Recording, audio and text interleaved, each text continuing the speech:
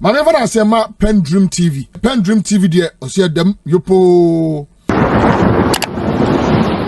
Of Security, Ghana abstained from voting on a resolution proposed by Russia concerning the conflict in Gaza in a crucial session at the United Nations Security Council on Monday night.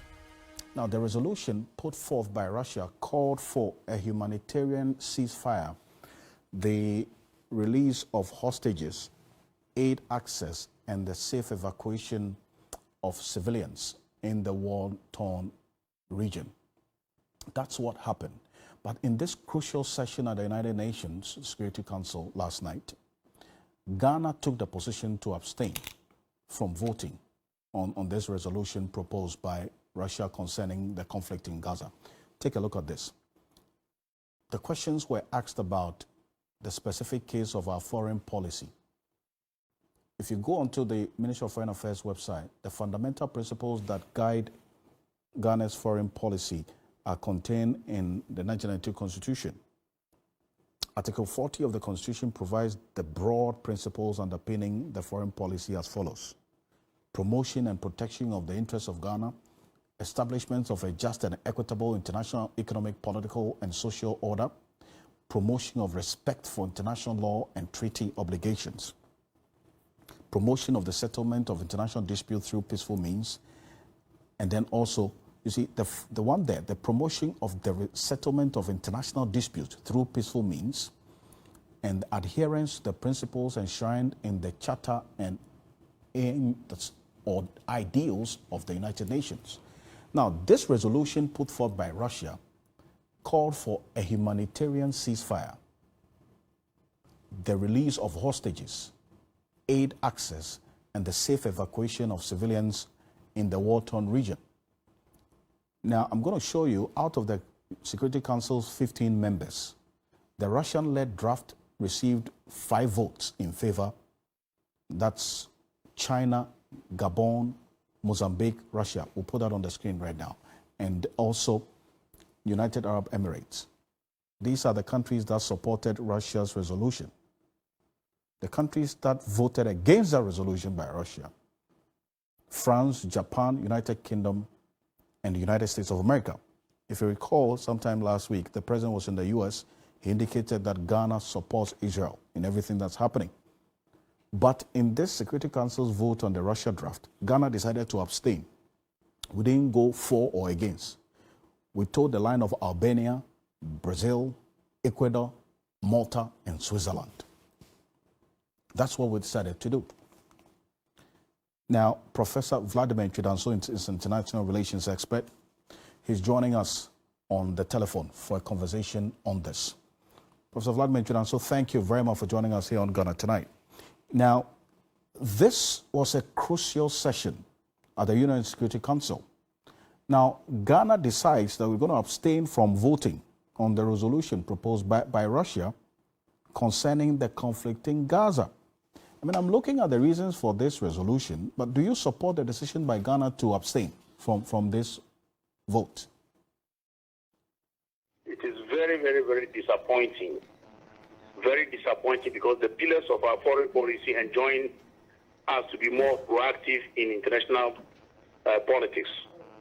Nkrumah told us or taught us to be diplomatically progressive. That is, whilst we are being positively neutral, positive neutrality is part of our foreign policy.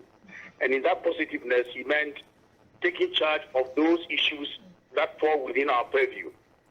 For example, his going to Vietnam was part of that positive neutrality, that there was a problem, the Cold War. But then, even though we are non-aligned, we should be positive in trying to solve the Vietnamese problem. And I think Ghana should pursue the foreign policy, our foreign policy, without necessarily being seen as, pandering to the whims and caprices of the West. I'm a little disappointed because the text of the resolution was very innocuous, an innocuous situation. It was calling for what all humanity wants: ceasefire, making humanitarian corridors for the people, the 2.1 million people, to be reached, making it possible for the people not to be starved to death, And Ghana says, I abstain on this, and the abstention gives us nothing.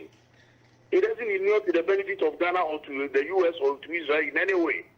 So I'm a little disappointed. I thought we should have been more positive. If the text wasn't to our taste, we could have asked for a new text, or we could have joined the text and shaped the text. That would be positive on our side of our foreign policy. But this one is disappointing. So, Professor Vladimir, so from your own understanding of our foreign policy, this decision by Ghana to abstain from this particular draft resolution by Russia is not consistent with our foreign policy position?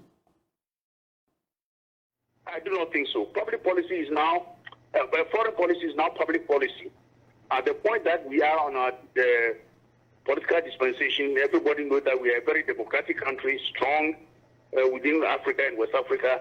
And therefore, when we are making statements, we should be able to be bold enough to let the world follow us. But this position is not one, it shows a little cowardice. In fact, Ghana's own statement since the Hamas invasion of Israel was not positive. I mean, we just parroted what America wants. You see, the U.S. is now going around forcing countries to give similar statements. Even Saudi Arabia, America was not happy with Saudi Arabia's statement, was not happy with Chinese statement. I mean, who made them the gendarme of the world that you are whipping everybody to make a statement that does not bring anything? Condemnation of Hamas and Israel's right of self-defense. Finished. And what does that bring?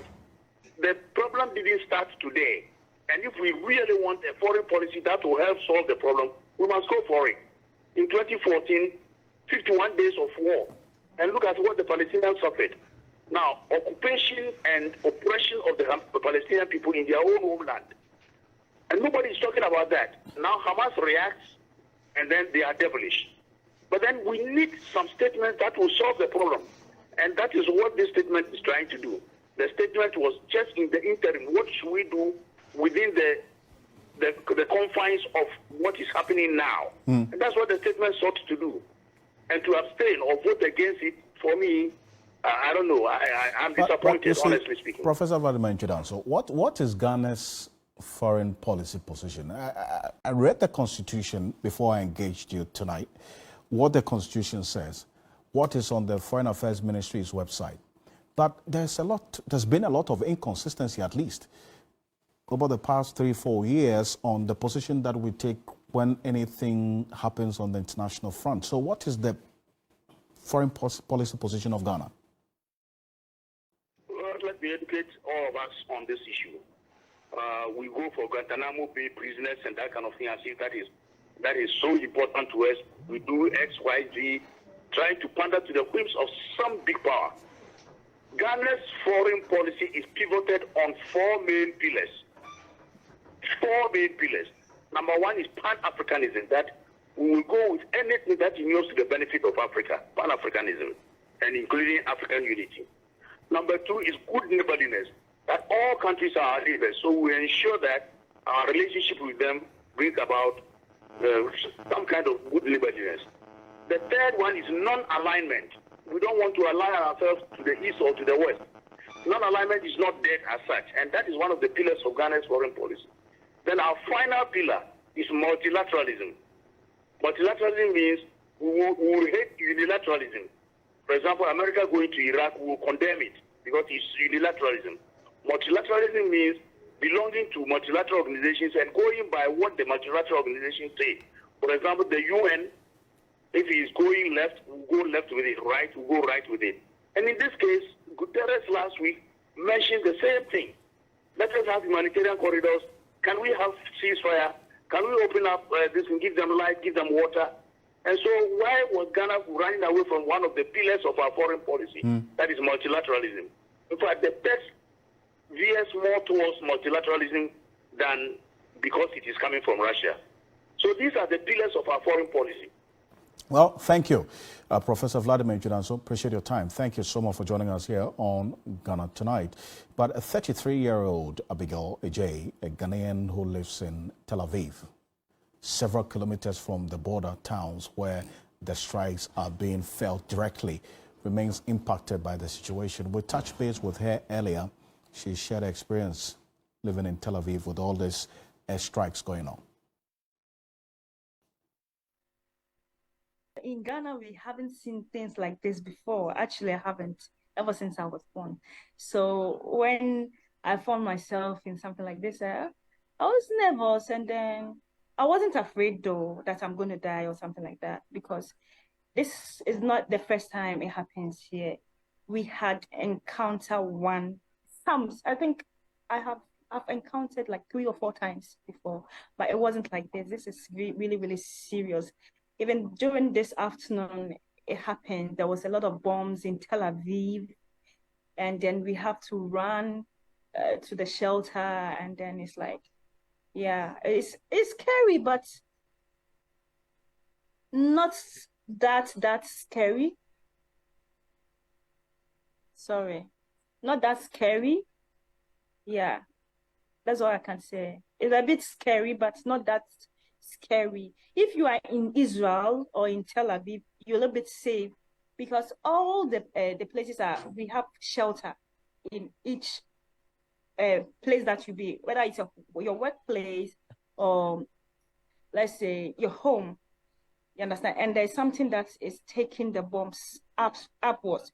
So those living in Tel Aviv and then the other suburb are safe. But if you're living afar, it's gonna be very difficult and tough. Yeah, like Beersheba, Nazareth, Ashkelon, Ashdod, those places, and those living across the Gaza Strip is very difficult. And then I understand what they are also going through. But in Tel Aviv, everything is going on. Supermarket, everything is now open. Students are going to school. Work is ongoing. Yeah. Well, so that's Abigail J, 33-year-old Ghanaian living in Tel Aviv, sharing that experience with us, and horrifying to say the least. But before we go, COP Alex Mensah retired. The man at the center of this whole IGP, the leaked tape containing this alleged plot to have the president remove the IGP. He's been talking tough. He says that he's ready to stand by every statement he made, wherever he's called upon to do so. He spoke to my colleague, Kemini Amano. Take a look. IGP, to apply for nominations, you should have been a member of your party for at least 2 years. Yes. Active member of your party for at least. They didn't say active. That's what the Constitution says. The Constitution doesn't say active. It does. Where is it? It does. It Where? says Section? It's Article 11. Article 11. What does it say? It says you should be an active member. There's nothing like active there. We'll take a look at it after we speak. Take it. But it says that you should be... And that is subject to your interpretation. The active is subjective. Active, subject to interpretation. What interpretation are you giving to active? What is active? Does active mean going to wear party T-shirt and campaigning? Or active means assisting the party without coming out? Or active means paying your dues? Or active means sponsoring the party? What is the meaning of the word active? What is it to you?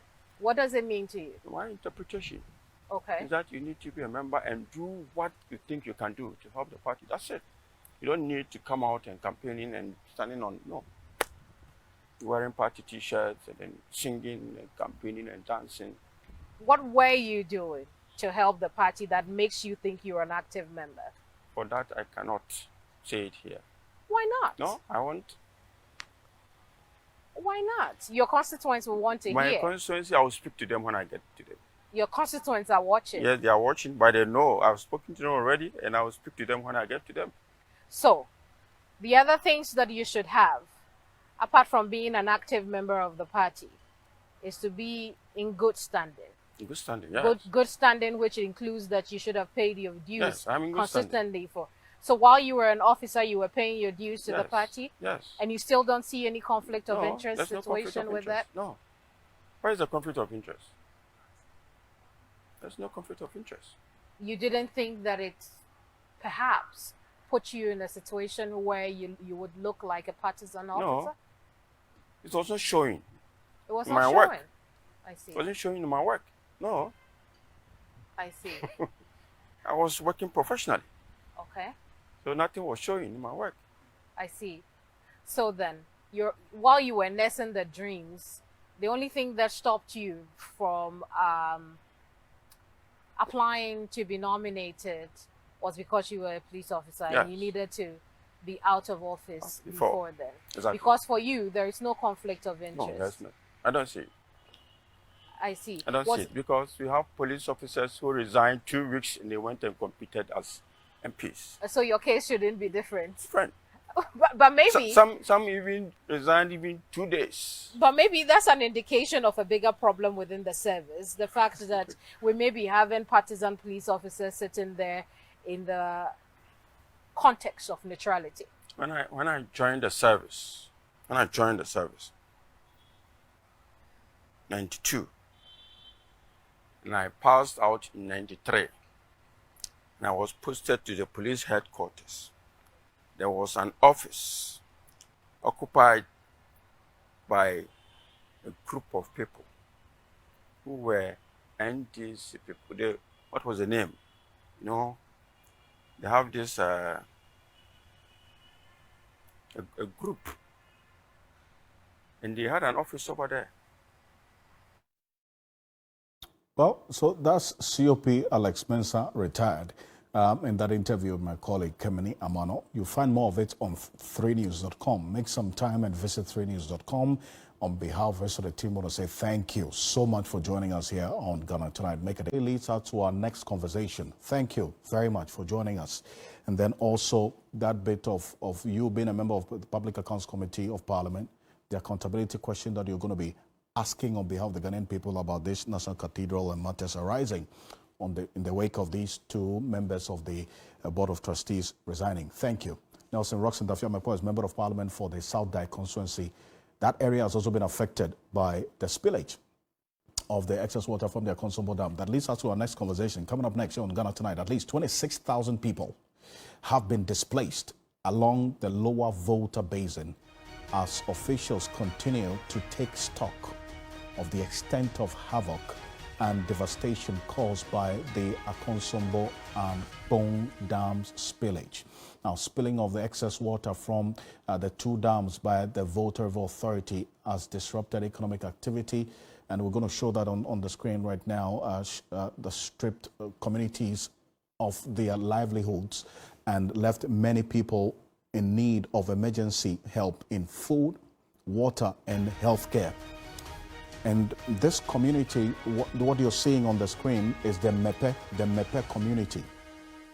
It's totally submerged under this excess water spilled from the Akonsombo Dam. This is the Mepe community.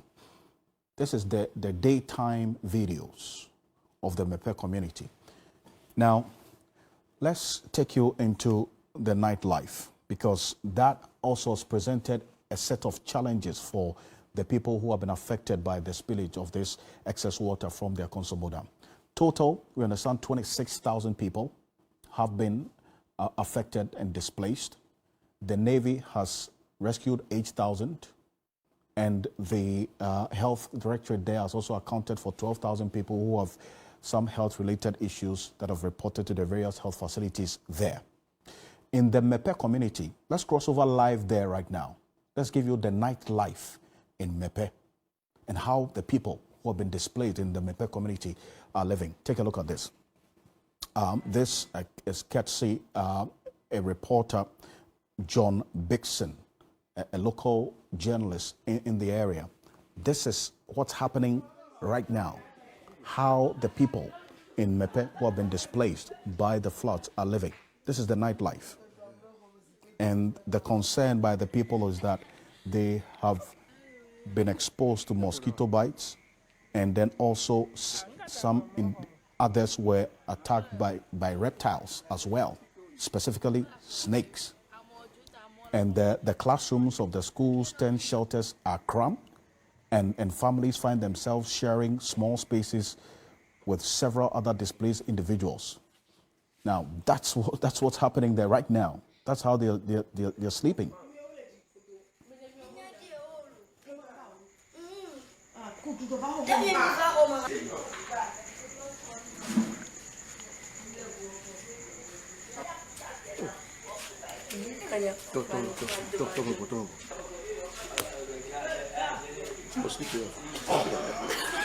So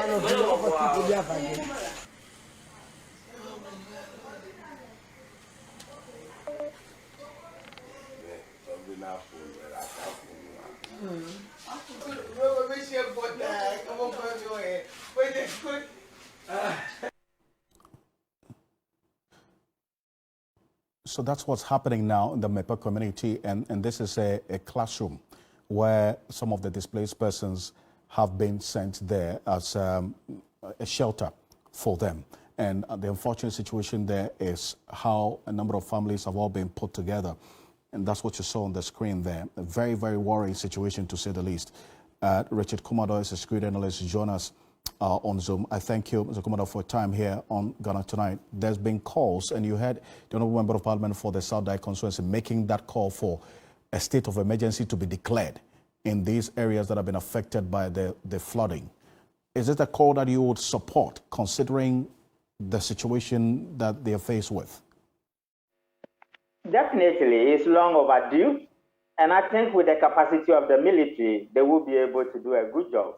I must also say that I visited the area, and coming back home, I was devastated.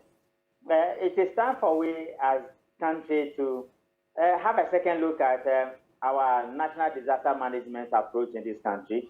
The approach and the methodologies are a bit archaic and outmoded, and it's not serving us any good. There are levels of ineffectiveness in that whole approach, and so therefore you can understand the need for bringing in the military with the capacity and the knowledge to do a quick risk assessment to see how best they can resolve this particular issue. We are heading towards a national disaster in a magnitude we have never thought about, and the earlier the better. I see. Now, why would you think that the president, who has to declare this national emergency, would not do so as quickly and urgently as you are making this call, especially because he's come face to face with the evidence of the impact of this spillage? He was there yesterday. I don't know who might be informing him on the situation, and I don't know the risk assessment they have done, and I don't know the capacity of the elements they have picked as a matter of urgency that needs some level of priority. But speaking of the president, if you listen to him carefully, I think his body language was a bit of a problem. Many of the things he said were not too appropriate. To that extent, what we are dealing with, if you look at the strength, the length and the breadth of the areas affected and the capacity of the danger we are looking at, we should take matters into our hands. And as somebody who have a lineage from the Volta region, I'm just saying that even if the president doesn't declare a state of emergency, it's a state of emergency on its own. And all those who have the capacity to help, you might not need Ghana to declare a state of emergency. If they have it, fine. People must walk in there and do what is right. Other than that, the dimensions and the dynamics of the effect, after we are talking of livelihoods gone, we are talking of people losing their lives, we are talking of the industry of hospitality destroyed, we are talking of frustrations and trauma, and we are talking of total confusion, dead bodies underwater. You might not need anybody to say we are into die-hard situations. So the president must come to their aid. And to that regard, I think it's in line, they call on the president to have a second look. Well, so based on your own security analysis and the lenses you're looking at this is already a national disaster. This is a situation that has assumed the natural disaster scale. Definitely. My understanding is that similar scale happened in 1963, and it means that we have not learned from our history. The demarcations were overlooked. Businesses did not do proper security risk assessment. And I think the people managing the dams also lacked the capacity or negligently did not pick up the early warning signs in order to do proper education along the stretch we are talking about. And we are talking about water that has been released without control. And the damage that could do is very huge. My only willing and appealing is that from security risk assessment point of view, we might need more professionals on the field. And that is why if the military get involved in their numbers, the people of the Volta region will be so grateful to them. If this call for the national emergency or a state of emergency to be declared in these areas that have been affected, because as the last time we counted, and the videos we are showing are videos we got just a few minutes ago about how people are living at night in the Mepe community. That's what is on the screen right now. Children are exposed to all sorts of situations there, and that's been the prime focus. Now, in an event where this urgent call that not just you, but members of parliament in the area, other security analysts are making, it's not heeded to for a state of emergency to be declared. What's likely to happen? What is likely to happen is that individuals from the voter region and well-meaningful people all over the world must come to the aid of the voter region and to the people who live predominantly within that area. And there's power in mobilization, and there's power in working together. And if our own country neglected the people there, we mobilizing ourselves should be able to do something and help the people come back to life again. Other than that, the nature of the effects, the overall effect of what we are talking about is huge. And to that extent, we can only pray to God and ask for private individuals, corporate organizations to come to their aid. This whole thing about when people are displaced, we go to give them rice and water, and we give them cooking oil. It doesn't really support the situation, and it doesn't really help them because they need survival and they will need to stay alive before they can cook.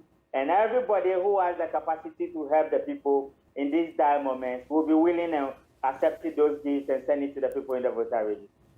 I appreciate your time, Mr. Kumado. Thank you so much for joining us here on Ghana Tonight. Richard Kumado, a security analyst, monitoring the happenings in the voter region, the voting basin, which has been heavily hit as a result of the spillage of excess water from the Akonsombo Dam. What we're learning is that the water levels in the dam may rise in the coming days because the Ghana Meteorological Agency has also indicated that more rains are expected in the coming days. That's the rather worrying and unfortunate situation there. That's the information from the Ghana Meteorological Agency. More rains expected in the coming days over the voter region. And so all things being equal, that's going to lead to an increase in the water levels in the dam. And obviously that would lead to a further spillage of excess water. And these areas you're seeing from Sogakofe to Mefe, there's two heavily hit areas. The North Tong district is the heaviest hit district in terms of the scale of impact. Now we're looking at areas as well in the Greater Accra, the eastern part of the Greater Accra region, and then also some parts of the eastern region. That's Suchari and other places that have also been hit, and Akose as well. We had reports from the Bono region as well, some parts of the coastal areas in the Bono region. But the news coming through is that the Ghana Meteorological Agency has given indication of more rains expected, and that's already been, according to our sources, relayed to the Voter Review Authority on this matter. But this is an issue that, as well, we're staying quite closely with, and the calls for a state of emergency to be declared in these areas that have been affected.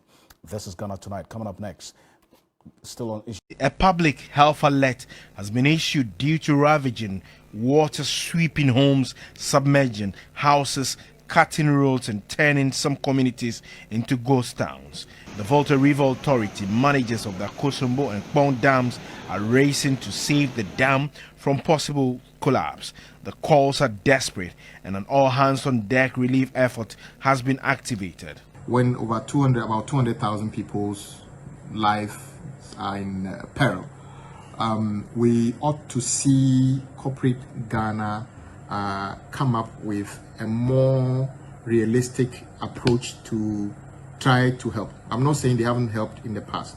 Yes, the economy is not in a good shape, so the budgets for many of these corporate bodies may not be as enhanced as they wish. But I believe that even this, in light of all this, they can still do a bit more than, when we were there, I just left the place a few days ago. I can't see any significant presence of major corporate bodies we know in this country who are trying to come there to support in any way. There are calls for the declaration of a state of emergency. Assemblies of God Ghana fully backs calls for the declaration of a state of emergency in the flood-affected areas. This will add the necessary legislative and humanitarian weight to measures being undertaken to bring the depressing situation under control. The Assemblies of God Church is actively working on relief efforts and seeking a legislative framework to prevent such catastrophic situations. We believe finding a permanent solution to the impact of flood waters anytime there's a spillage of water from any of the dams in Ghana will be most welcome. Engineering solutions, massive education, and effective sanctions against environmental degradation should therefore be intensified on all fronts if we decide as a nation to be serious in finding long-term answers to the flooding and other nagging environmental questions. On our part, Assemblies of God Ghana shall donate an amount of 20,000 Ghana cedis and other relief items to help alleviate the plight of the victims. We'll stay on this particular issue, and Media General and 3 Foundation have launched a fund to provide support to victims of the Akosombo and Pondam spillage. The foundation is calling on the public to donate cash, provisions and other relief items to support the vulnerable.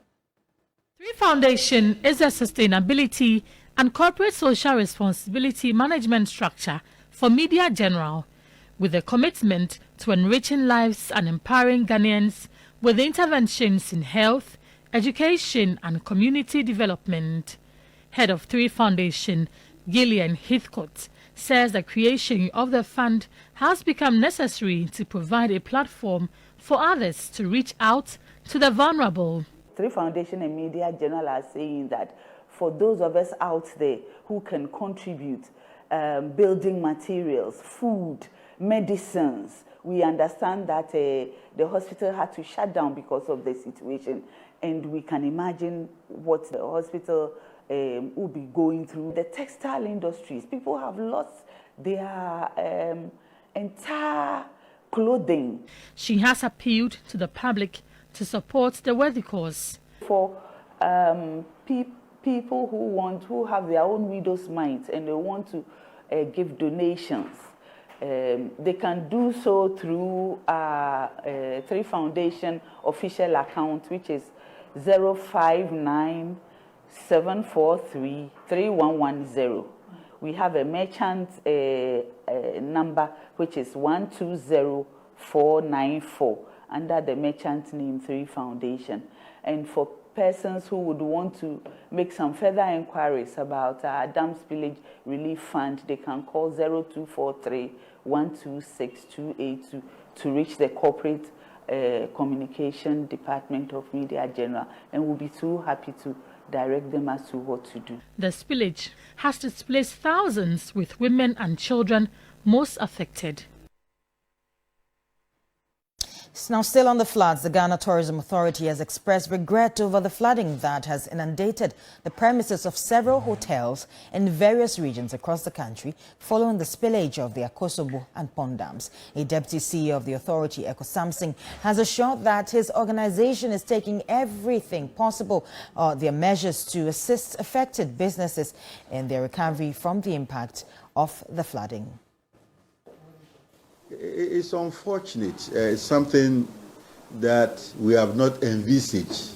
And, you know, we also promote, these are resort facilities. It's very, very bad. You know, when somebody invests heavily in such facilities and then, unfortunately, we have these natural disasters, it's unfortunate.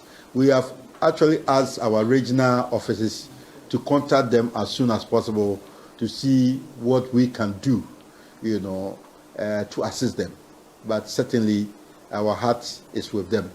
And then we're praying that no life is lost, but again, we will see what we can do, especially coming straight from COVID, where majority of the hotels were affected. And now that they are recovering to meet this natural phenomena, it's unfortunate.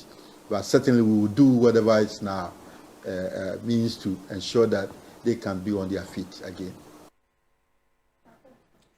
Now, the Ghana Meteorological Agency says that Volta, Eastern and Greater Accra regions should expect more rains from tomorrow and coming days. Felicity Ahiafianyo with the Forecasting Office of the Ghana Meteo Office says more rains are in the forecast and the general public should be guided by the forecasts. We came up with the outlook from tomorrow, Wednesday, through to 23rd October. How we are anticipating it to be like. So it's still going to be variably cloudy across the Volta parts of eastern regions into Greater Accra, and then we are having 40 to 70% chance of rain, which is likely to come with thunderstorms and lightning. And we are looking at the active spots between 20th and 23rd. That is when we are still anticipating that there will be another outburst of rainstorm. But tomorrow we still have 30% chance that there will be some localized formation of rain and thunder around that area. So we just need to be careful. We will also be monitoring and then we'll keep updating them so that they can get themselves ready. So now till November, yes, rain is still in the forecast. PENDREAM TV now, so far so good. Say open online portal e Ghana. Nipa share, nipa follow, nipa comment here. To my best of knowledge, without any biases, PENDREAM TV.